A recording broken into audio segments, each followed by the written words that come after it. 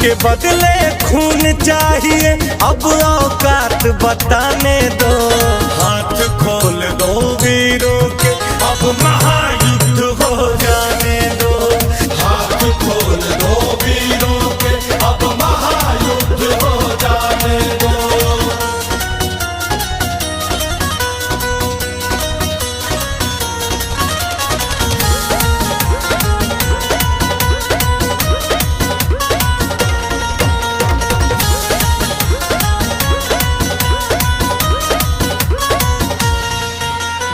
मान के खातिर भारत के हम अपना शीश कटा देंगे। हम अपना